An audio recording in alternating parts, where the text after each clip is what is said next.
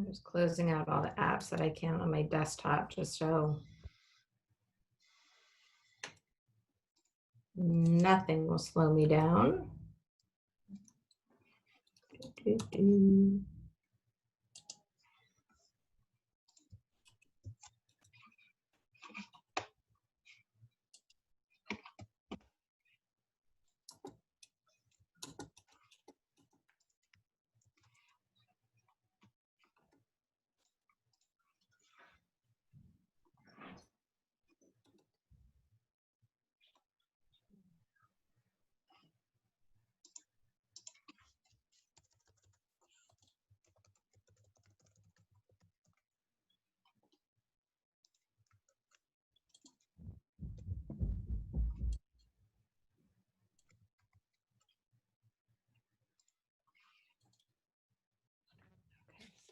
I'm gonna get. Okay, so I'm gonna go ahead and put my slides up, and I think we're gonna be able to get ready. Okay. All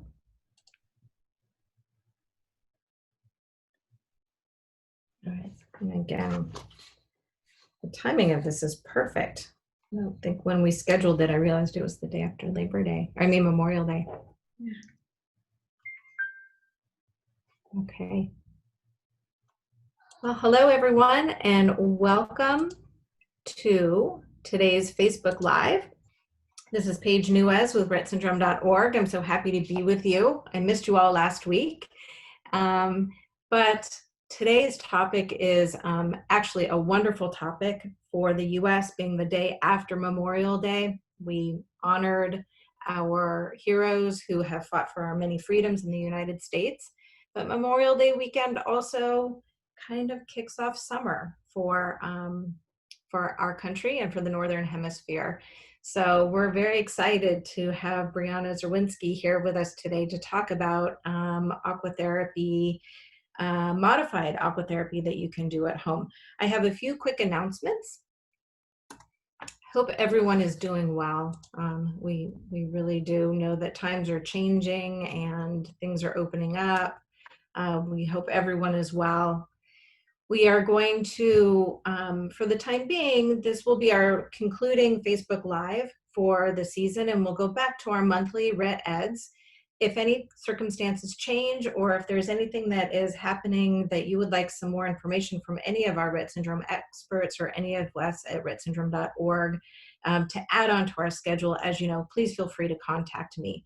But after today's session, we'll see you again on June 9th. For talking about some research. You'll get a chance to meet with Dr. Dominique Pichard, our Chief Science Officer, and you can ask her any questions that you have on your mind about how things are going in the research world. In July, we'll be meeting with Dr. Alan Percy, talking about longevity and Rett syndrome. It's a tough topic, but one that is improving and changing and extending, and he's going to share some statistics about that from the natural history study and answer a lot of questions that are very common. And in August, on the 11th, we'll be meeting with Dr. Frank Simons from University of Minnesota, who does a lot of research on pain in Rett syndrome, and that's another frequently talked about question. So we hope that you will sign up for these sessions. They are on our website. You do register for them for free through GoToWebinar, and the links are on our site. I wanted to remind everyone that we have done a lot of really wonderful content over the last couple of months, and it's all available at rettsyndrome.org/COVID-19 resources. And you'll find there the sessions from Dr. Mary Lotan on physical therapy and movement and different things that you can do at home for children of all different ages and ranges of abilities. And Briana is going to be referencing some of Dr. Lotan's work, so that's a great compliment. And we also have a lot of sessions that were presented by Dr. Jill Townend and Teresa Bartolotta, a couple of the authors of the newly published communication guidelines. And if you remember from their session the week before last, they did a wonderful video clip of a child communicating in her pool. And the parents had done some really creative laminating of communication pages while they were working in the pool. So I hope you can see that all of these sessions really are aimed at helping you tie together and integrate movement, therapy, communication, socialization, family time in a fun way that is really enriching for your child. Everyone's making decisions about how long you're going to stay at home, when you're going to start doing things socially. But a lot of the topics that we've talked about were specifically to empower you during the times of COVID, but really are relevant for our lives with Rett syndrome. So we hope that all of these recordings and all of this material, that you will take the links and share them with people at home. Okay, one more reminder, coming up on June 6th, we have over 100 virtual Rett racers who are out there being fit, raising money for rettsyndrome.org to help us to continue to bring you programs like this and to fund research and really accelerate that ultimate dream of treatments and a cure for Rett syndrome. So if you want to participate in the virtual Rett Racer program on June 6th, you just have to sign up for an Everyday Hero page. And if you raise $100, you will get yourself a Rett Racer t-shirt. So if you like what you see today, you can just text a small support and that would be wonderful. I'll bring this number up again at the end and you can just text Rett 2020 to the number 41444 and we appreciate that support. Okay, so we have a very nice session today filled with a lot of multimedia material, so be patient if we have any technical bumps. It's quite a feat to bridge webcams across multiple locations with multiple videos. You all have seen some things freeze up. If that happens, that's fine. We'll just stop for a minute and get it going. But what it will do by doing this Zoom meeting out into Facebook Live, you can ask questions. So as you're listening to Briana, if you have any questions about what she's showing, please put it into the Facebook comments feed and we'll address it at the end of her presentation, okay? So for now, for everyone who's with us, I hope you say hi in the Facebook feed. Let us know where you're coming in from. We are usually have great attendance from all around the country and all around the world. And we'd like to hear from you and see who's with us. Okay. So with that, I'd like to now introduce Briana Czerwinski. She's a board certified physical therapist. She works at the Kennedy Krieger Institute in Baltimore. And about a week and a half from now, we were supposed to have our Rett Ed Day at Hopkins at Kennedy Krieger. And Briana was going to be able to give this presentation to all of the local families. We're obviously not doing any in-person events right now. And as we like to do around here, look at glass half full. You around the world are getting a chance to hear this great material. So we're going to take this as a positive. Briana, she earned her degree from Washington and Lee University, received a doctorate in physical therapy from Duke University. She completed her pediatric physical therapy residency program at KKI and began working with a little girl with Rett syndrome during graduate school, and they became really good friends. And since then, she's continued researching best physical therapy methods for individuals of all ages and genders with Rett syndrome. And she's currently working in the physical therapy as the primary physical therapist for the Rett Clinic at Kennedy Krieger. So if you have an appointment with Dr. Connie Smith-Hicks, you'll get a chance to meet Briana. And she also works in the multidisciplinary spasticity management program. So she works across a large population with a lot of different issues, but I think Rett syndrome is near and dear to her heart. So she's going to bring us some great information today. She's also conducting well, you know what, Briana, I'll let you talk about the research that you're doing, okay? I know that everyone's really anxious to get going with your material, so why don't you tell us a little bit about the research that you're doing in your department and get us going with some ideas that we can do at home as the weather improves for those of us who have pools and hot tubs, and maybe even stuff that we can just do in the bathtub if we don't have a pool or a hot tub or a jetted jacuzzi to work with.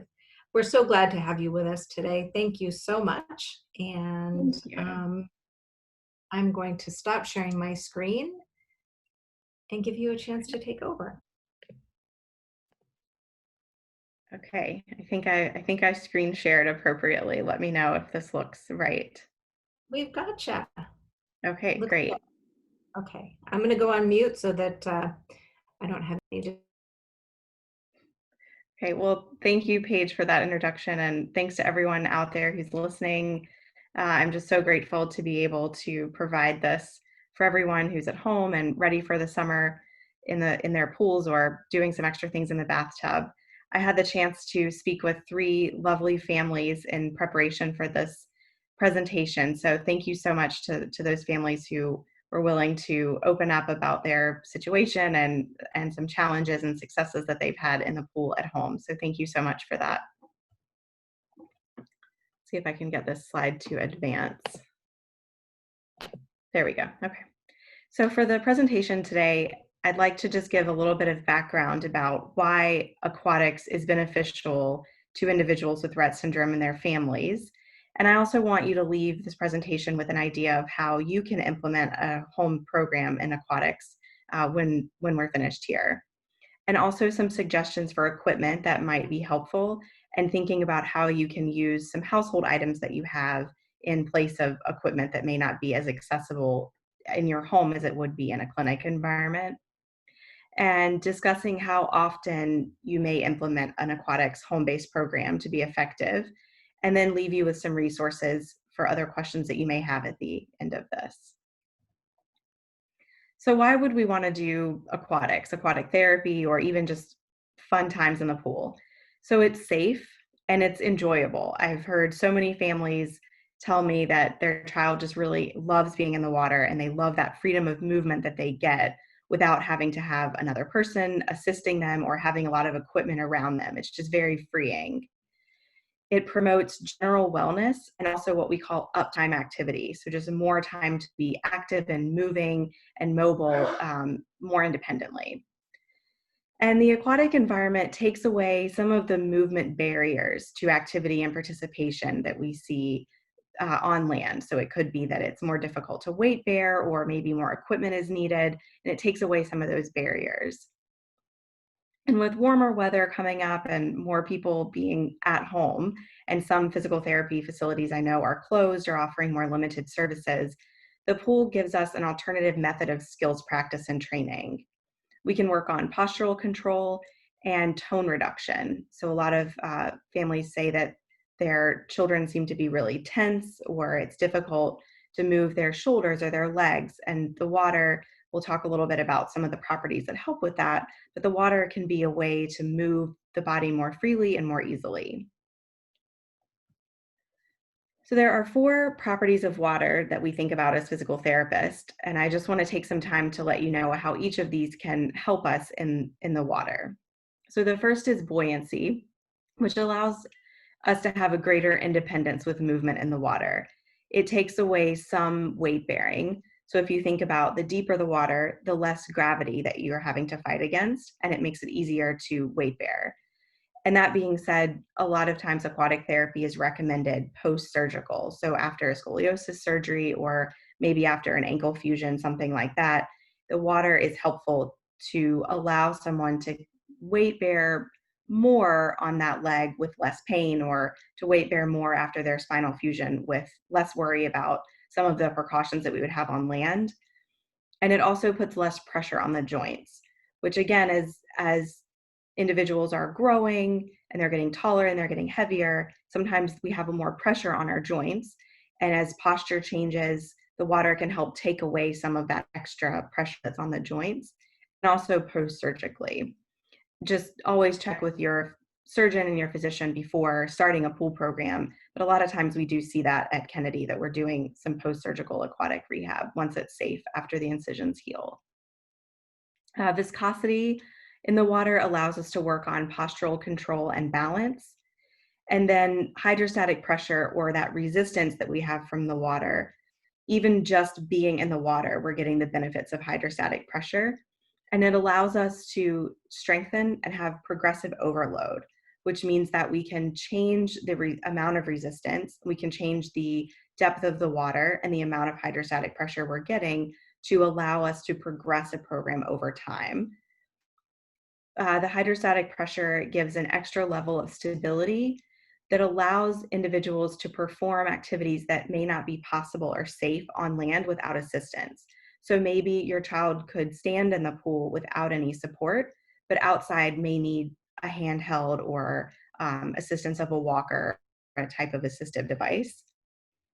The hydrostatic pressure also aids in strengthening respiratory muscles.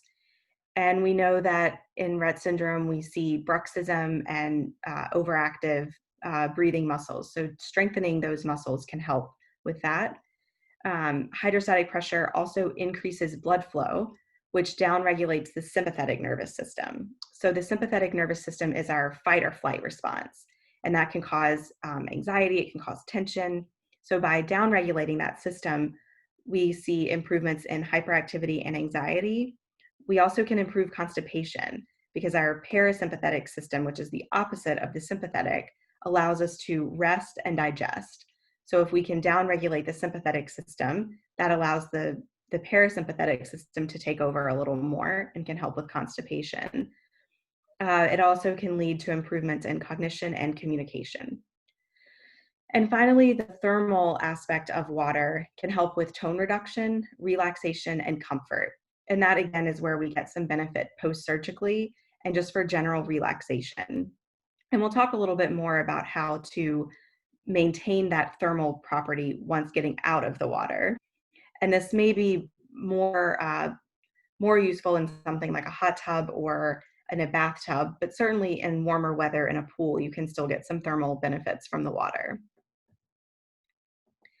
And I just want to spend a brief amount of time explaining some of the literature that's out there about Rett syndrome and aquatics specifically. I think it's important to know that there have been studies that have been done on this, looking specifically at the benefits. So some studies have shown improvement in stereotypical movements and hand mobility. And when I reference the stereotypical movements, this paper mostly looked at the hand wringing. Literature has shown improvements in communication and a positive effect on social interaction and participation, a reduction in anxiety and hyperactivity, and improvements in balance and functional mobility. And another study done by Jenny Downs that I just want to mention, she didn't specifically look at aquatics in this study, but they did look at sensory experiences, something like different textures, different environments, different tastes that were used during a physical therapy program. And they were able to show improvements in motor function with these additional sensory experiences. And I bring that up because I think the pool provides certainly a sensory environment. It provides a new place to be, a new feeling, and a new sense of freedom. And I think that's certainly a benefit that we may see. So a question that I get so frequently with physical therapy in general, and even with aquatic exercises, how much should I do? How much is too much? How much is not enough to see change? And unfortunately, the answer is a little bit gray. It's very variable from individual to individual and what type of program they're used to doing. There are a few studies that I've mentioned here. One did a program daily for 45 to 60 minutes and found improvements in functional mobility and walking. Another study did a program 2 times a week and also saw improvement in balance and in hand movements. And then another study that was a bit more specific about their program did 3 times a week for 30 minutes and saw, again, improvements in balance and mobility and in cardiovascular endurance and mood.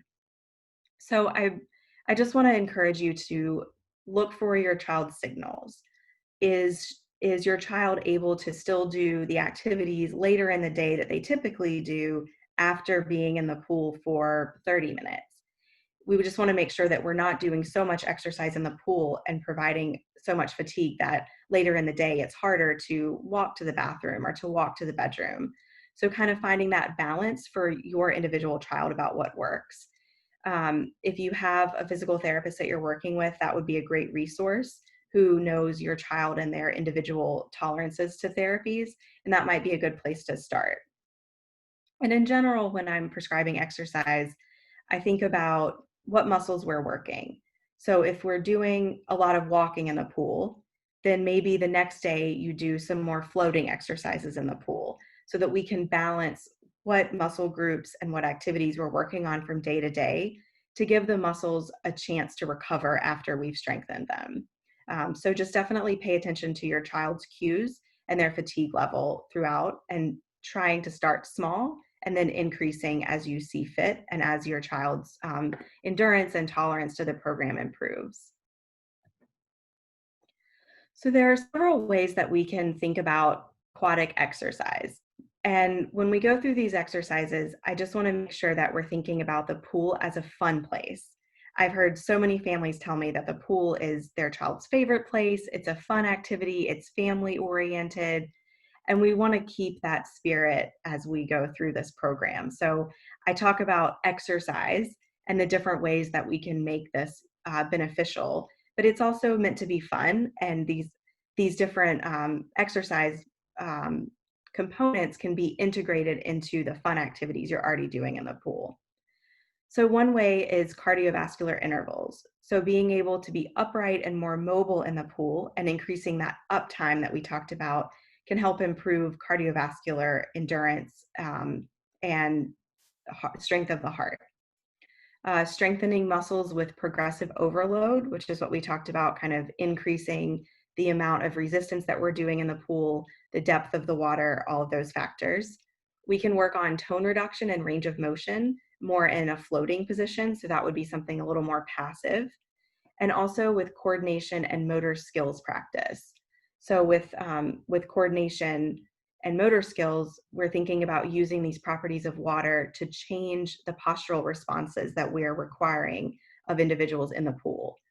And it also requires us to use a different set of postural control muscles and a different motor planning set to maintain balance and standing in the water.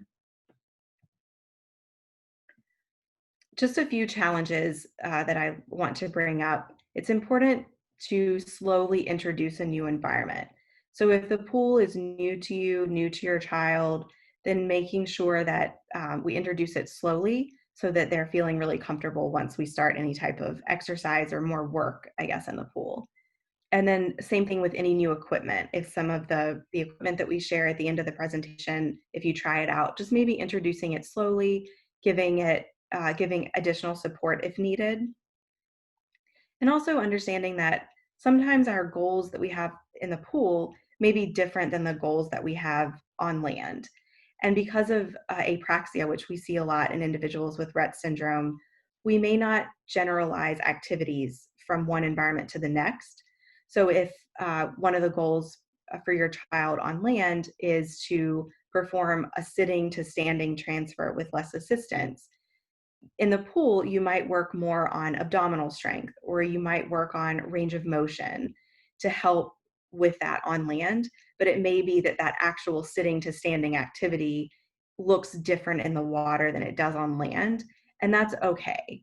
The pool is kind of a supplemental way to work on different postural control muscles, different strengthening avenues. And it's okay if those goals don't look exactly the same from one environment to the next. So I have two cases for you with some videos that were so generously submitted by two of our families. And again, just thank you so much for that. So they were generous enough to give me some information about their child's goals and their functional mobility levels on land, and then share some ideas that have worked for them in the pool, and hoping for suggestions for some other things. So our first case, this individual stands at a support surface for extended times and stands independently for a few seconds. She also walks short distances with handheld assistance or with a walker. And her parents describe her as anxious and active and tires out quickly.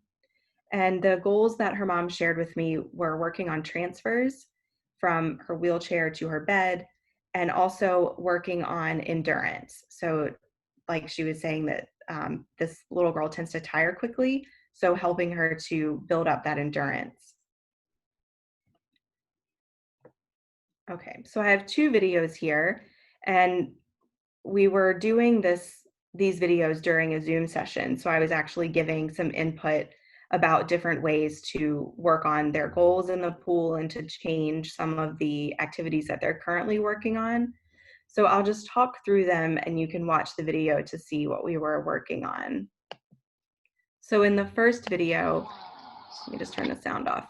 She's doing some gentle range of motion, kind of bicycling at her legs for tone reduction. And this is called dissociation. So it helps us to bend one leg, straighten the other leg, and then reverse that motion so that we're getting flexion in one leg and what we call extension on the other side. And this can just be done slowly. So maybe like a count of 3 to bend up, and then a count of 3 to straighten as you bend the other knee. And you can see that she has noodle floats underneath her arms, and then she also has a neck float on. Her sister is helping to provide some support behind her to help her feel more secure. And that will just be an individual decision. If your child is comfortable without that extra support, then the floats will help her to stay safe. But if she needs that extra support at her chest, it's nice to have an extra person.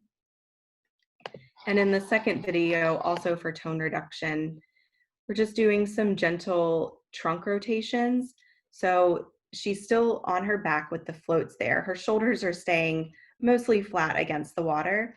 And then her mom is just moving her knees from side to side. So her knees are bent up towards her chest and just slowly moving side to side. And again, that same kind of 3-second count from one side to the next. Also here, I have a video and a picture of a technique that I wanted to explain. It's called bad regas, and it's a very specific technique. There's a lot of courses and extra information out there on it. But to kind of state it simply, it's a way to move an individual in the water to help them relax and to help loosen up their muscles and their joints in a sense. And it can help with increased tone to help with relaxation. So in the first picture here, this will just show you kind of the positioning. And there are different ways that you can position yourself and your child when you're doing this. But the easiest one, and I think the one that's most comfortable to start with, is when you as the caregiver are behind your child. And so this person's floating on her back, and she has a neck float, and you can put noodle floats underneath the shoulders, also underneath the hips and the legs, just so that the whole body's floating. And I have some equipment recommendations for that later in this slide. But just imagine you want your body to just be completely floating. And then as the caregiver, you have your hands sort of underneath her shoulder blades. So imagine that in this picture, it looks like she's more sort of on the outside of her shoulders, but you want to be kind of underneath the shoulder blades, and you're just gently moving back and forth. So your child will be mostly still in this position. They don't have to be doing anything active. You're the one who's kind of moving the body back and forth slowly. And this allows the abdominal area to move. It allows the hips to move. It allows the legs to move freely, and can just be really relaxing. And you might pair this with music or singing. Anything that is relaxing for your child is a good way to just help reduce some of that tone. It can also help with range of motion. So in the video below that I'll show you next, this therapist is more at the patient's legs. And so for this, you could use a neck float and a shoulder float and a second person at the shoulders if your child would be more comfortable. But here, this therapist is providing the movement more from the legs to get more range of motion from the lower body. So I'll show you this video, and then we'll talk about how we can do this for the arms as well. So you can see that the patient in the water is just completely floating. He's got his arms over a noodle float, And you can use different floats on the wrist too to help the body be completely weightless. And then also a float underneath the hips to keep them out of the water. And then the therapist is just gently moving the patient back and forth in the water, more kind of at the hips. So you can just use your hand to provide a gentle pressure back and forth. And it's really slow, just a slow and controlled movement. You can also do something similar at your child's arms. So once I like to start out with up at the shoulders because I think it is a more comforting position. But once your child is comfortable with the motion and comfortable floating, you can also hold at their arm. So I would encourage you to hold higher up closer to the shoulder joint so that we don't have to worry about any type of joint laxity or anything like that. And you can just gently at the shoulder kind of move your child back and forth. And that can help open up the shoulder joint and get a little bit more movement through there. Okay, so then we moved on to some more strengthening activities. And here we're still using just the noodle floats to give her a little bit more sense of comfort in the water and to help allow her mom to move her legs more and have more control over what we're strengthening rather than having to actually support her in the water. So the first video, we're working on her leg strength by having her place her feet against the pool wall, bend her knees and her hips, and then kind of push away from the wall and push back. And a lot of kids find this really fun because you're pushing and then you can kind of float back through the water. And I had her mom almost kind of pull her back the first couple of times to get her used to the motion. So I'll just play this one more time. So she's got her knees bent against the pool wall, and then she's pushing back. And this is a great way to work on sitting to standing. So we're working some of those same muscle groups, our quadriceps, our glute muscles, in this laying down position in the pool. And in the next video, we're working on getting her hip extensors strengthened, which again are really important muscles for when we're standing and coming up to standing and taking steps. So here her hips are floated, and also she has a float up at her shoulders to keep her nice and flat on the water. And she of course has her neck float on to prevent her from putting her face down into the water. And her mom is just moving her hips up, keeping her knees straight. And so she's kind of doing a kicking motion with her knees straight to help work on that hip strengthening. And then you can see towards the end of the video, she starts to get the hang of it. And then she starts doing some kicking on her own to work on that leg strengthening. And this is a great way to get what we call anti-gravity movement in the water. So she has some assistance from the water holding her up from that buoyancy, but she's also on her stomach and having to activate those muscles against gravity. So you're getting an added benefit there. And then in this last video, we're working on her abdominal strength a little bit more. So she has two noodle floats under between her legs, and she's straddling them almost like kind of a hippotherapy kind of activity for the pool. And her sister is holding onto her hands, and her mom is behind her, giving her some support at her hips. And she's able to work more of her abdominal muscles to keep her balance. And this is where the properties of water really come in to help us, because we've got some assistance from the water to help her keep her balance and to let her float in this way. But we've also got some added challenge from the movement of the water. And it sometimes can be a little bit harder to keep your balance when you've got that movement coming back and forth at your chest. So I really like that activity, kind of simulating horseback riding in the water. For this one, I do think that she needs a little bit of extra help just because the way that we have her positioned. So it's nice to have at least one extra set of hands to help you just to make sure that she keeps her balance.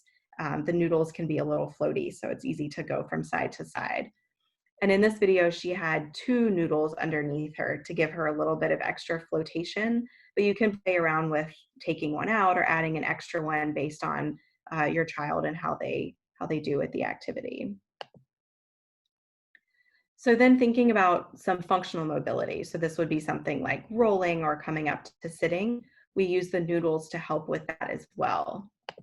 So in the first video, we're working on rolling. So we have her legs floated and also her shoulders floated. And mom is just helping her bring her right shoulder over towards her left side, kind of in preparation to do a roll. And this can help strengthen the outside of our abdominal muscles, which can help with rolling. It can help with coming when you're standing. It can help with rotation and balance and postural control. And then in the next video, we started rolling all the way from her back over to her stomach. And then this is where the noodle floats are really helpful too, because you can go straight from being on her back to being on her stomach without worrying about her legs sinking down. So her sister was doing a great job helping here so that we could try to keep the floats underneath her as she was excited to start kicking again. So just kind of playing around with where the floats are, where support is best provided. And you can see she's just having fun with it. So she's getting a lot of good strengthening in her abdominal muscles, but also being able to move more freely in the pool and getting some good activation in her muscles. And then in this one, we went from being on her stomach on the floats to having her then roll back to her back on the floats. And again, it was nice to have a second set of hands here just to help hold the floats more in position. And if you have more of like a solid floating mat that's in the pool, you could also work on this on a more solid mat so you could prevent some of that coming undone, I guess, from the noodles in the pool. And then in this last video, we were doing a sit-up activity in the pool. So she has 2 noodle floats underneath her shoulders and kind of her lower trunk area. And her sister is just giving her a little bit of downward pressure at her knees to give her the cue to come up to sitting. So she's using her abdominal muscles to help her come up with just a little bit of cueing. And again, the water is helping us by taking away some of that gravity. And she also has some extra resistance as well as she's coming up to sitting. There's a float that I will show you guys later in the equipment section that I think would be really helpful for this activity and to also strengthen the core. But the noodles certainly work for that as well to help her come up.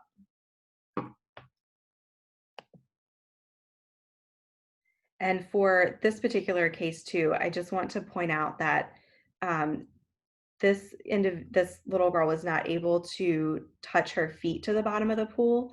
So even though she does do some standing outside of the water, it's more challenging to do that in the water. So we used the extra properties of water, that hydrostatic pressure, the resistance that we can get from deeper water to help her strengthen her muscles in a different way. So this is a great example of how our goals in the water might look a little different than our goals outside.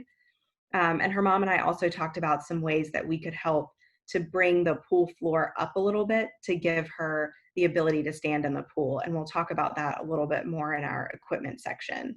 But definitely there's just so many ways to modify based on your individual pool and your child and what their goals are. Okay, so our second case, this individual primarily uses a wheelchair for mobility. She has a history of heel cord lengthenings and a right ankle fusion. So she has a surgical history. And since that surgery, her mom explained that she's not as willing to put weight down on her right leg. So even in the pool, she tends to kind of stand more on her left foot and lifts her right foot up. She has what we call neurogenic tone, so some muscle tension, kind of tight muscles and difficulty moving. And the pool is her favorite place, as we often hear. And she prefers to be hands-off and more independent in her pool mobility with floats, as opposed to the first case that we saw, where she's engaging with her mom and her sister and enjoying kind of that interaction. And this individual's goals on land are weight bearing and also standing transfers, so getting more weight down through both feet. And these are 2 videos that her mom sent me of what she prefers to do in the water in general, and they also have a hot tub. So this first video is her in the hot tub. So you can see she's able to float on her back with a neck float to keep her safe and does some active kicking and movement at her legs. So here in the hot tub, she's getting the thermal benefit of water to help her relax, reduce her tone. And she's getting this feeling of independent movement. She's able to move her legs freely and get that mobility at her legs without assistance from another person. And then in the pool, she has this float, which provides her some support in the front, and she is able to touch in the more shallow end and can do some pushing with her legs and some walking without as much support. So she's got the benefit of this float and the properties of water, that buoyancy that's helping her to take less weight down through her legs to make it more tolerable. And then she also has the challenge of the resistance in the water, which can be a little bit more challenging to move your legs through, which allows her to do some strengthening. So her mom and I talked a little bit about different activities that they could try to help make the pool fun, but also therapeutic at the same time. So the sitting float, I'll show you in a future slide, can help her to activate her core muscles. So it allows us to use that buoyant property in the pool, but also lets us activate our core muscles as we're sitting in a float. In thinking about how to help her weight bear a little more on that right side, we talked about adding an ankle weight to her right leg, only in the shallow end. And that may just give her a little extra cue to keep that foot on the ground. But because we have the buoyancy in the water, if she is more resistant to stepping on that leg because of a fear of pain, or maybe she's a little tactile defensive, maybe doesn't want to put that foot on the ground, the buoyancy in the water can help take a little bit of that away, and we can gradually start to increase how much weight she puts through that leg. The reason that I caution against using the ankle weight if she's going more into the deep end is because if we're floating her upper body in the deeper end and we're weighting her ankles, that can cause a traction force. And sometimes that is warranted in certain cases, but I just want to caution against that in this setting. Her mom also explained that she does seem to be more resistant to touch on that right foot. And so we talked about adding a water shoe or a sock in the pool. And depending on the surface in your pool floor, it could be more comfortable to have something on the bottom of the feet for protection, but also just to help your child feel a little more comfortable. This individual also has a leg length difference. So her mom was telling me that her right leg is a little bit shorter than the left. And certainly if that's the case, it would seem reasonable that she wouldn't put as much weight on the right foot. So we talked about having her wear a water shoe or a sandal on the right foot, but not on the left, maybe just a sock on the left, so that we're adding just a little bit of height to help her get some more weight bearing on that foot. And again, this is something that's pretty passive. She wouldn't need anyone else helping her with that activity, but just something that might encourage her to put more weight on that side in the water. We also talked about ways that she might be able to sit in the pool with her feet supported on the pool floor. And while doing that, she could be playing, she could be pushing a ball back and forth with her siblings if that's enjoyable, or singing, and just sitting with her feet on the ground and leaning her body forward can help her to put more weight down through both legs. And we talked about some household items that we could use to simulate a bench, which we'll talk about in the next slide. And also just general movement and play in the pool requires us to use new balance reactions that are different than what we use on land. And that can help improve body awareness and stability. So even if we are totally hands-off with our child in the pool and just allowing them to move freely, or we're adding maybe an ankle weight or maybe a sandal or a sock to help kind of facilitate a movement, your child is still getting the benefit of the thermal properties of the water, the buoyancy, and that hydrostatic pressure that can help with body awareness, stability, relaxation. And in the hot tub video as well, adding some additional floats may help her to maintain either a position just on her back, or may encourage her to roll to kind of be more on her stomach. And then in the second video in the pool, we can look at a water walker, which I'll show you in a future slide as well, which is not quite as floaty as this float is. So it may help encourage her to put a little bit more weight down through those legs as she's in the water.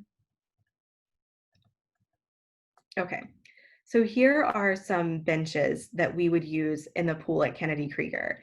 And I was in a little bit of sticker shock when I saw this. So I don't want you to think that I'm definitely not suggesting that you have to go out and buy these, but I think it's helpful to see what we're trying to simulate with a household item. So in the larger picture, you can see this bench would go into the water, and it just gives us the chance to raise the pool floor a little bit. So we could either work on a sitting position from here and that weight shifting forward, or if, like in the first case, where we saw that the child's feet didn't touch the floor, you might use something elevated so that they can stand on that in the pool. So some household items that I thought about, a step ladder, you might be able to weight that down in the water and your child could sit on maybe the second step of the step ladder. You could use a Rubbermaid storage bin and weight that down, or turn it upside down, let it fill with water, may help it to stay underneath. You kind of have to play around with that. A cooler is something that I think a lot of us have in our basements that maybe you could let it fill with water so that it would stay on the ground and then have the lid on top with a weight. The pool steps also, if you have an in-ground pool that has steps leading down, kind of like in this first picture, you may be able to use that as a way to practice some sitting to standing transitions, or just some sitting with weight shifts forward to get more weight down through the legs. And just sitting in the pool even allows us to work more on our core muscles for core stability and balance, because you are fighting that kind of the hydrostatic pressure and the buoyancy in the water as you're trying to maintain your balance. The last picture here is an aquatic step, and we use these at Kennedy Krieger if we need to work on changing the height of the pool floor, or if we want to do some strengthening activities in the pool. So again, you could use like a stool from your house, a small step stool, and weight it down into the water. And if your child has a goal of stairs outside of the pool, if we can take away some of that gravity in the water by using the buoyancy property, then maybe your child could more independently take a step up in the water with less assistance while working on strengthening and challenging her balance as she's stepping up. So that's just another idea you can use. And if the step that you're using in the pool or the bench that you're accommodating for your child to sit on, if then your child's feet don't touch the floor because the step is too high or the bench is too high, you could use this adjustable step or like a household stool to put your child's feet on, so that then their feet are able to touch and they're able to sit in the pool. So just some pictures of things that you can think about as you're looking around your house for some household items. And if you are very crafty, you might be able to buy some PVC pipe and try to build one of these yourselves. We've had some families at Kennedy who've been able to do that. Some other considerations I just want to bring up. We talk about the thermal property of water, and we want to make sure that we're retaining that body heat when leaving the pool. So having a warm towel or a robe available as your child's stepping out of the pool can help you to retain some of that benefit once leaving the water, especially if it's a hot tub and maybe you're coming out to a cooler temperature. The pool can be very dehydrating. I always come out of the water feeling like I'm really thirsty and I'm really hungry. So just paying attention to that, and certainly hydrating more than you think you would need before and after being in the pool. And having a snack after is also helpful if your child seems more hungry than usual. Exercising in the pool and movement in the pool can sometimes be more fatiguing than land-based activities, especially if you think about sitting in the pool. It can be more challenging because there's that movement of the water that's challenging balance reactions and causing your core to have to engage more than it would in just sitting on land. So understanding that appropriate rest is probably needed. And when we were talking about dosing, just making sure that we're doing this exercise starting off slowly to make sure that we see your child's responses and how much they're able to tolerate, and increasing as able. And skin checks, especially if your child's not wearing socks or water shoes, just making sure that we're looking at the feet to make sure that we're not seeing any blisters or areas of irritation we want to pay attention to. I get the question a lot about a G tube and if that's okay to take into the pool. And typically the answer is yes. Definitely please consult with your physician before doing that. But in most cases, that is safe. And I have a suggestion later in the equipment slide about an item called Tegaderm, and it's just a water-resistant bandage that you can put over. We use it mostly for wounds, so we want to make sure that we're not putting someone in the pool with an open wound. So if they have a blister or area of concern, we'll put Tegaderm over it to prevent it from getting irritated. But you can also put that over a G-tube if you're concerned about getting in the water. But certainly talk to your doctor, but usually it's a-okay to get in the pool with a G-tube, fortunately. Okay, so here I have some equipment suggestions. And again, I don't work for Amazon. I'm not promoting that you have to go out and buy a lot of things, but if you're looking for suggestions to help with your pool program, these are some to consider. So the swim noodles you can find on Amazon. I've listed everything here so that you can easily type in to your Amazon search bar. And these noodles come in packs of 5, so you can use those to support at the shoulders, at the hips, all over during your exercises. And then the second picture is the sitting float I was mentioning before. So it has a sling underneath it, so your child can sit in the water with kind of some flotation underneath their arm to keep them supported, but also gives less support up at the upper trunk so that your child has to use their balance strategies to keep their upright balance. And certainly with this just being close by the first couple of times, because it does feel a lot different to be sitting in a sling chair in the water than it does to be sitting in a chair on land. So just making sure that your child's comfortable and safe as you start using that. And then the third picture is the water walker I was mentioning. And this is again something that would be very individually based. For some individuals, it might work really well, like in the second case where we saw that she was walking with the float around her stomach. This might be something that would give her a little bit of support, but less flotation, so that she's putting more weight down through her legs with a little bit more, with a little bit less support. But for some individuals, this may be constricting. It may be something that's not necessary with the water a little deeper. So just something to think about on an individual basis. And then here I have some flotation cuffs for the hands and the feet. And so these are not weights, they're more like floats. So if you're thinking of doing some of that Baudrillard's technique that I showed you in a previous slide, if you didn't want to use a noodle, you could use these floats at the ankles and the arms to help your child be fully floating. And then the ankle weights are pictured in the second picture there. And these, I think you could probably just use a household ankle weight, but these are specifically designed for use in the water. And they are water resistant material and dry quickly if you're looking to try that. And then I also get a question a lot about what neck float to use. And unfortunately, again, the answer is that no one size fits all. And it's just very dependent on your child and what their preferences are, how their neck is shaped and sized, and what's most comfortable for them. I have only recommended equipment to you guys that I have personally used in the water at Kennedy. So maybe not necessarily specifically with an individual with Rett syndrome, but that I've used and that I feel like is safe and effective. So these 4 floats we use at Kennedy Krieger. So the first one is the neck doodle. And this one I find it is a little bit on the smaller side. It says that it fits adult sizes as well, but I find that the cutout for the neck is very small. And sometimes it doesn't actually come fully around the neck to provide support. So this one is really comfortable, but it may just be dependent on your patient's size, or sorry, your child's size and how it fits.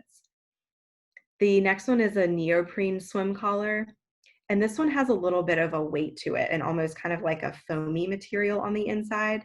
So it's very comfortable, it's very soft, and it has a strap around the front that's adjustable so you can tighten it to fit your child as needed.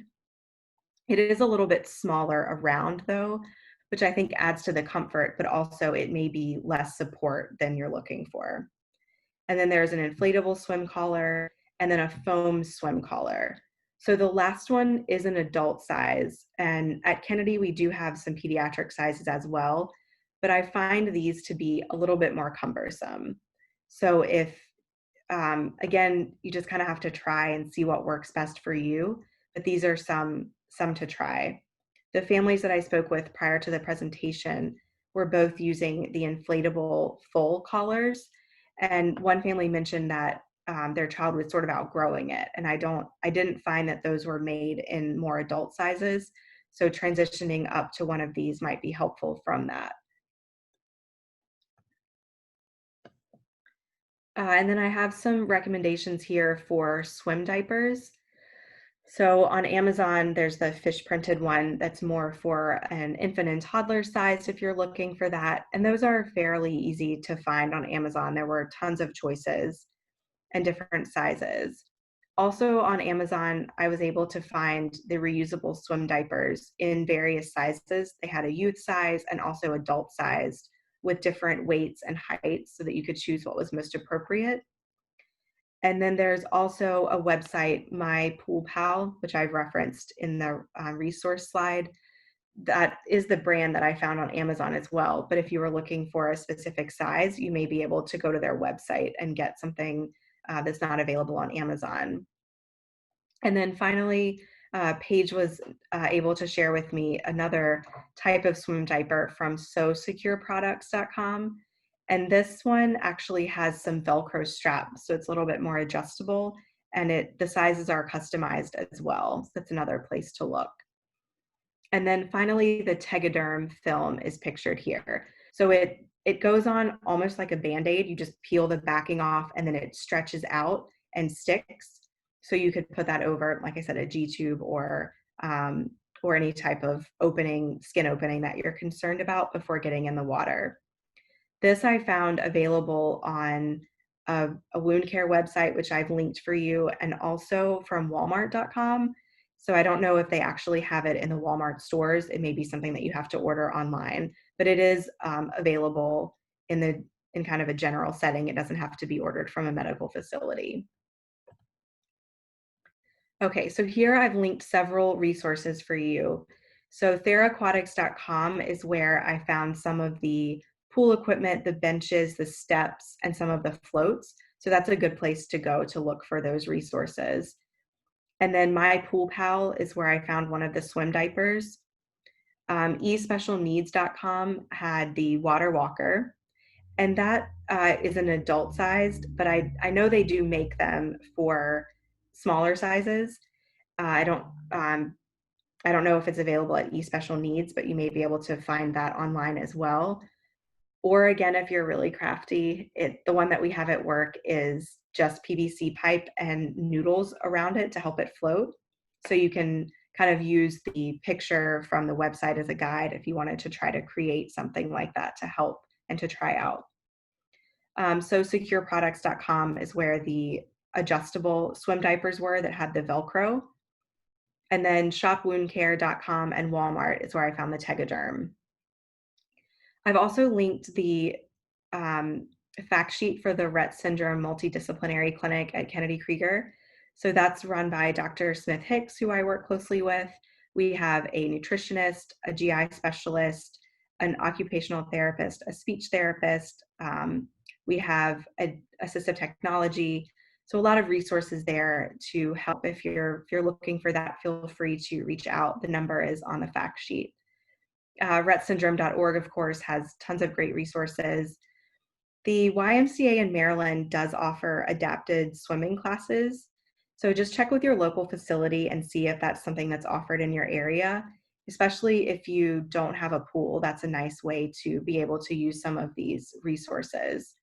And then my email is also linked here if you have any questions after the presentation.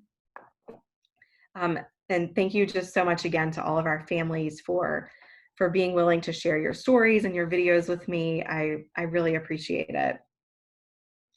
And as I was just going back through some of these resources, I remembered that I didn't speak too much about the bathtub. So I just want to revisit that really quickly. And then hopefully anyone who is hoping to use that avenue will ask questions at the end. The bathtub is a great place to use some of the thermal properties of water and that tone reduction. So you could use some flotation devices to help your child kind of float in the bathtub so that you could do some more passive movement, some stretching programs, especially once your child is cleared to be in the water after surgery. It's a great place to help slowly introduce movement in a comfortable environment. And even just sitting in the bathtub, you can still get that same benefit of the resistance in the water and the movement that you could get in a pool. So it still challenges those balance reactions. And in a bathtub, it's a lot easier to kind of make waves. So you can use your hands to just kind of move the water back and forth to add some of that extra resistance as your child is in the water. So again, thank you so much. I'm just so grateful to be able to speak with all of you and provide this resource, especially during COVID and as the weather is getting warmer. So thank you for joining me, and I'm excited to see your questions. Great. Hi, Briana. Well, thank you so much. That was incredible and wonderful. We are sorry for the time in life that is triggering this presentation, but as I mentioned, I think these are resources that are going to help everybody.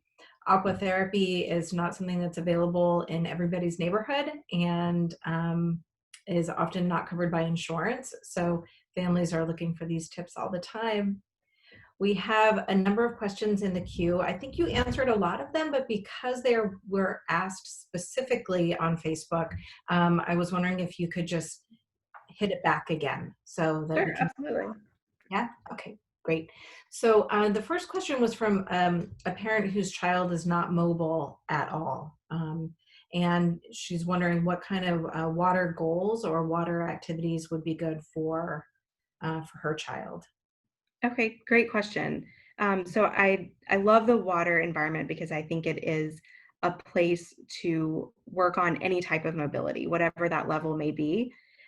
So without kind of knowing your child and exactly what they are working on, I would imagine something like range of motion or tone reduction would be a great thing to do in the water. So thinking about some of that bad regaz technique, just that gentle movement to allow your child to be able to maybe move a little bit more freely in like a laying on her back position or maybe laying on their stomach in the water, and just letting them kind of have that freedom of movement.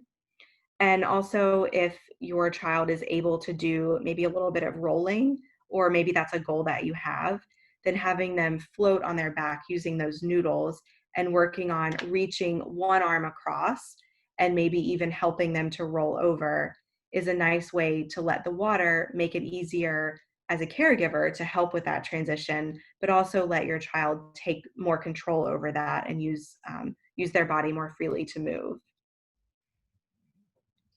It's a great recommendation. Through a lot of Dr. Lotan's presentations on obviously land-based physical therapy, there was a lot of questions about tummy time, and especially for the non-ambulatory child, getting some time on the stomach. So I loved seeing how you suggested using 2 noodles and some floaties to get that rotation.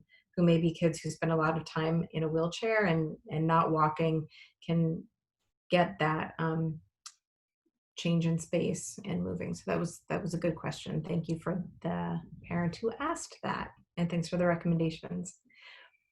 Okay, the next question is a comment that's wonderful information, and thanks for all of the inspiration of things to do in the water activity. And they were wondering, and I kind of primed you that this would be a concern, and it's a very real concern for our families about aspirating and the risk of aspiration with our kids. So you talked about the neck floats, but specifically, how do those neck floats, like in terms of keeping how high above the water, especially if you're going from back to stomach, what are some things that you would really guard against to protect that concern? Yeah, so it certainly is a concern, and I think that's a challenge that we find with the neck floats all the time, and at work, it's a conversation that we have quite frequently. Um, if you have the luxury of having a second person in the water, of course, that's always helpful just to have a second set of eyes. And in the first case, you saw that her sister was kind of helping to support her up a little bit higher. So with some of the neck floats I recommended, they have the clip in the front or else they're open in the front. And that always poses a risk that the child could slip out of the neck float, or especially if they're on their stomach, it's a lot harder to keep the chin up if there's no float underneath. So I certainly hear that concern. Some things that you can try is having a noodle float underneath, kind of like coming across the chest and underneath their arms, especially if they're on their stomach, because that will float the chest up a little bit more and provide some extra support at the neck. Also, if your child is on their stomach in the water, if you have one of the floats with the clip in the front, you can rotate it so that the clip is then in the back and then the more supportive floaty part is in the front. And again, it's, you have to watch to make sure that it doesn't get turned around, or if the child like rolls over on their back, then you want to flip it back. So it certainly is something that we have to watch for, but that's another idea, to just rotate that float. Um, and if the inflatable neck rings will fit, I think that's always a good plan to use that in addition to the noodle float. Also at work, we use floating mats. So you could use something, they're kind of like the general floats that you think about people laying on in the water, where they have like the little pillow in the back and like just the flat mat surface that's like this thick. Sometimes I'll use that underneath the chest and the neck area so that the chest is completely floated. And while there may be a tiny film of water on top of that mat, it's not the whole pool. So even if your child's chin like comes down and touches the float, at least there's not water there to get into the mouth, if that makes sense. Mhm. Yeah, it sure does. Thank you. Thank you. Next question is, have you ever used a boogie board in a pool with a child to help with core strengthening? Yes, so that's a really good recommendation. Thanks for bringing that up. I should have included that in there. So there's a few ways that you can use I think I'm thinking of this right, like a kind of a kickboard. Is that what boogie I board? think Okay. Yeah, so you can use the kickboard also as kind of that floating device at the chest. And the activity that we saw in the first case, where the child's mom was like helping her kick her legs when she was on her stomach, that's a great way to use the boogie board, so that would be underneath the child's chest, so they're unweighted there, but has the ability to kick their legs to work on that leg strengthening. I also use them sometimes for the child to sit on in the water. And again, that requires a little bit more hands-on support from the caregiver. But it's a good way to really challenge balance, because it's hard to keep an upright position on the float. So if your child is able to maintain that balance with a little bit of support, you can kind of just stabilize the boogie board so it doesn't flop out from underneath them. And they can be, again, like pushing a ball back and forth or singing or, anything that's enjoyable in the pool. Just adding that float underneath provides a little bit of extra challenge. great. I think that's something that people probably have on hand and is also available on Amazon or another online site fairly inexpensively. Absolutely. Um, okay. Another question is from a parent whose child has a lot of dystonia and Parkinson-like tremor. Um, do you have any recommendations of how, and they have a hot tub, they don't have a pool, but they have a hot tub. Compression, use of compression, what would you do to help um, for her child? So is the dystonia and the tremor coming on more in the pool? So it's more of like a tolerance issue, or using the pool to help with the dystonia and the tremor? Just want to make sure I'm understanding. If she would like to comment on Facebook, I can clarify for you. Okay. She literally just said she is still mobile, but she suffers from Parkinson's, tremors, and dystonia, and how can they help her? They have Okay. hot tub only. Okay. So I'll answer first, thinking that the hot tub could maybe help with that, because it sounds like it's not just when she gets into the hot tub. So the tremor and the dystonia, I think, is something that could be helped with that hydrostatic pressure of the water. And in a hot tub, especially, we've got the thermal environment and we can increase the hydrostatic pressure because we've got the jets that can come out. So I think just being in that environment and giving a little bit of additional relaxation, the benefits could help with that tremor possibly. And with the dystonia, some of the tone reduction techniques could also apply to dystonia, not just kind of that increased tension. So maybe having her float in the hot tub if possible, depending on size restrictions, and just being able to do some gentle movement. To do the Badragaz technique, in the videos I showed you, it looks like you need a huge space to really like move back and forth, but you can certainly do it in a smaller space, just with a smaller range of motion. So maybe you're just kind of moving a couple of inches side to side, but that slow kind of rhythmic movement can help. And also some of the tone reduction techniques from the first case, where we were doing just like the trunk rotations. So you would bend your child's knees up towards their chest and then just rotating the knees from side to side. That kind of gentle rhythmic movement can help with relaxation.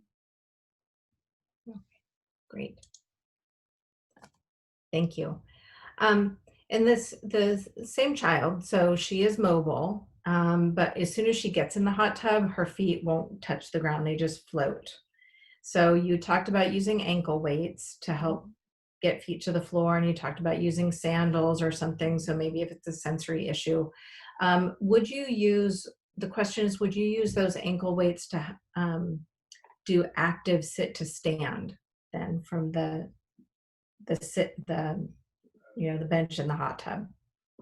You certainly could, if that will help her to put her feet down on the ground in order to stand, then absolutely, that's a good way to help kind of encourage that position. And you might start with the ankle weights on and just having her sit and kind of reach forward. So maybe she's reaching for anything that's motivating for her in the water, just to try to get some more weight down through her legs.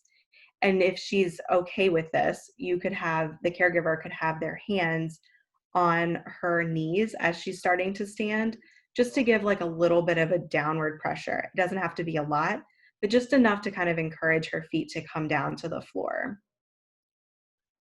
Okay,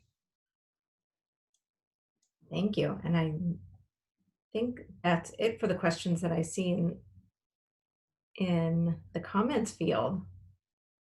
So I think that you've been very comprehensive and thorough with your recommendations and have given people a lot of ideas and things to try. If it's okay with you, Brianna, what I'd like to do is encourage people. Well, let me explain a little bit that we were really hoping to do some live streaming, as we have done in some of the past Facebook Lives, but the weather didn't quite cooperate last week when we were having to prep, and it is changing across the country. So I really want to thank the families who met with Brianna one-on-one, took some video, allowed you to share them in their slides. We also found that Wi-Fi and asking people to get devices out near pools might not be such a good idea. So you did a fantastic job taking videos with kids that you've never worked with before, getting a good background from these families, one in Louisiana, one in Alabama, and putting together some information that I think is really relevant to almost all of the families that I've spoken to and that I've met on my journey with Rett syndrome. So I don't think there are many limitations with your slides and the information. I think there's a lot of really good stuff. I encourage families to go try it. And then if you'd like, please come back to the Facebook page, post your questions. And if it's okay with you, Brianna, in a week or two, I'll bring them to you. You can answer them by email with me, and I can post them on Facebook. Sure, that sounds great. I'd be happy to. Okay, and maybe I can even entice you that as the summer goes on, if things continue to go well, and if the pool opens up at Kennedy Krieger, and you find that you would like to do this again with some real kids that you see at the Rett Clinic in the pool, we have the technology and we have the ability, and we certainly have the desire to bring you back and show you some, invite you to do hands-on work with a child in a pool with the family's permission. Of course, yeah, I would love to do that and bring some more resources to the families. That's great. Well, thank you so much. And the families in the Maryland area, you're really lucky to have Briana on your Rett Clinic team, and I hope you take advantage when you can get a chance to get back to clinic and spend time with her. Okay, so with that, I'm going to take screen back, if that's okay. Absolutely, I can. Briana, and thank you again for being with us. Of We course. Thank you for having me. This was lovely, and I'm just so grateful to all the families that were able to reach out and be so willing to share with us and to join us for this presentation today. So thank you. Yeah. Thanks. We'll see you again, and good luck managing telehealth and telemedicine and Thank you. all of the things that are making you a technologist on top of an aqua therapist and physical therapist. Good luck with your research. We look forward to hearing the Thank results. you. I appreciate it. Thank you. All right. Thanks a lot. I'm going to remind everybody that our educational programming has been brought to us by some wonderful sponsorships through Acadia Pharmaceuticals, Greenwich Biosciences, and Neuron Pharmaceuticals. They made some support at the very beginning of the calendar year, and that has enabled us to sustain this type of offering for you. We have some regularly scheduled programming that will continue through the summer. Our ed days for the fall have been put on hold, just like we did for Kennedy Krieger, which was supposed to be June 6th. But as we take some of the sessions that were going to be offered at Greenwood and at Rush and at Oregon Health Sciences to a live presentation, just like we did for Briana, we'll be announcing those opportunities for you as we get to the fall.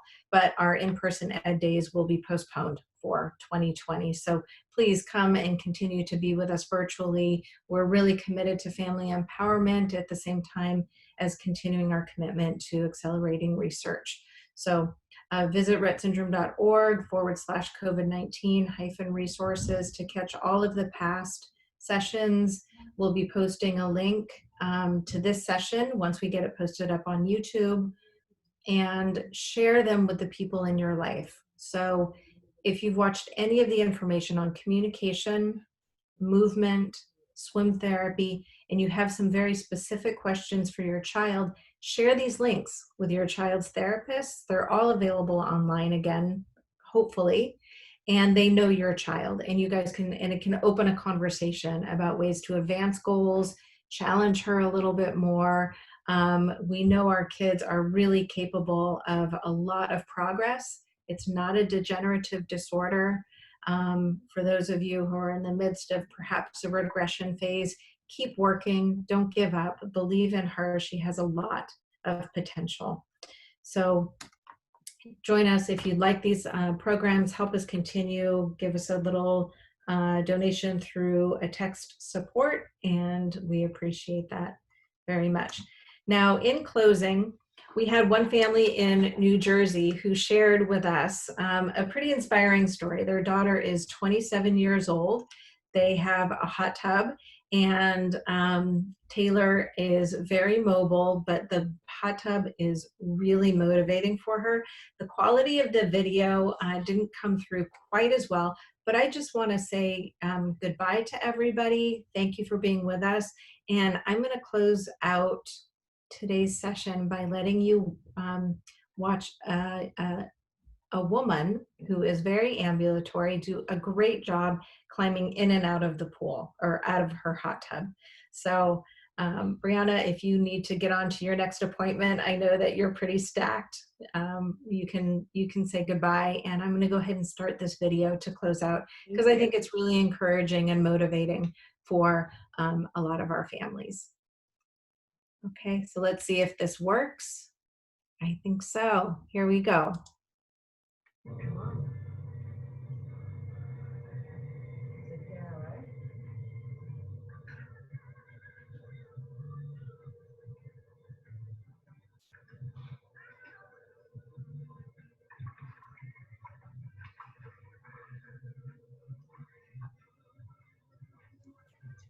Hey, Paige, we can't hear or see it. To the edge, so she's comfortable. You She can't? won't go when she's not comfortable. Her toes go to the very edge, and this is a big, big jump, right? Is it showing now? Ready? Up into the No. center. No. I'm sorry, everyone. I was worried about that. But she usually just walks Trying again? inside. Nope. And Still nothing. Okay. brush here, and snaps here. All right. Well, I'm sorry, everyone. I hope that I had hoped to have a grand finale. And this is pretty much what she does. All right. Well, I had hoped to have a grand finale of showing Taylor walking up and down steps into the pool, motivated by music, enjoying time with her parents. I'll see if I can get the link and put it into the Facebook, on our Facebook page. And I really appreciate our family in New Jersey for sharing that motivating clip with us. So be it, it's technology, we're live, we're doing the best we can. So, and I know that you all are doing the best that you can during this time. And I'm glad that we're here to help you through both the good times and the hard times. Be well, and we will see you again in a couple weeks for our next Rett Ed. If you need anything in the meantime, feel free to call us, email us, reach out to us on Facebook, and we'll try to help you out. And that ends our session for today. Thank you. Bye-bye.